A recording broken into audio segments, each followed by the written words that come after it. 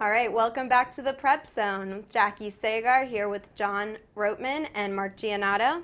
We are going to get into our allmetsports.com weekly fast forward. Our first preview is the WCAC tournament. Mark? Yeah, Jackie, this is the main event in this area. Not just some of the area's best teams, but a couple of the nation's best teams in St. John's and DeMatha.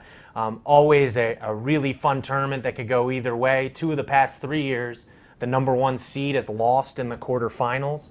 We'll find out. We're not sure yet who that #1 seed is. It depends on tonight's results between St. John's and McNamara. If they win, St. John's is the 1 seed. If they lose, DeMatha would get the 1 seed. But no matter what, we're going to get some really compelling quarterfinal matchups this Friday.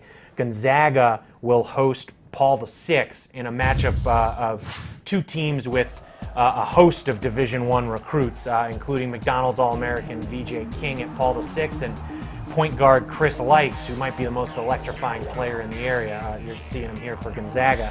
And then also on Friday, you got O'Connell versus McNamara, another game that could go either way. O'Connell has played really well of late, knocking off Gonzaga and Paul VI recently. Nate Watson, their big man from Capital, he transferred in there from Capital Christian this year. He's played really, really well here down the stretch.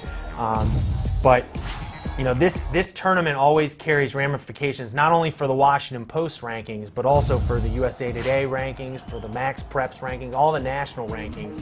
And you're seeing Markelle Fultz here. DeMatha hasn't won a WCAC tournament title in a few years here, and it feels like maybe this is the year for Markelle Fultz to really put his stamp on his legacy at DeMatha. He's already a McDonald's All-American. He's already become a great story, rising up from being a JV player as a sophomore to now, one of the best players in the country, going to University of Washington next year. So I'm interested to see, how he does. But there's any number of really talented players. We didn't even mention Anthony Cowan, who's having one of the best years in the area at St. John's. He's headed to Maryland, and then you got Jameer Moultrie at McNamara, a guy capable of putting up 30 points at any point in time.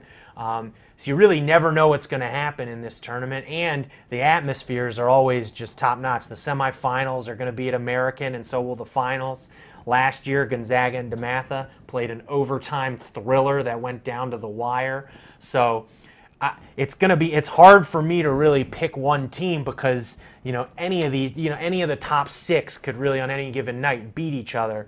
But to me, it's going to the 2 best teams throughout this entire season have been DeMatha and St. John's, the most consistent. So I'd like to think it's going to come down to them 2, and they split during the regular season. I just think Markelle Fultz he's probably the most talented player in the area, and he's really the one guy who when I watch him, I go, if this guy doesn't get injured, there's a good chance we're going to see him in the NBA one day. So I'm going with DeMatha. They haven't won it in a few years, and given their history, they're probably due to win another one here. And it would be really fitting for Markelle, considering the past 2 years he's just played so well. It would be really fitting if he could end his career with a championship.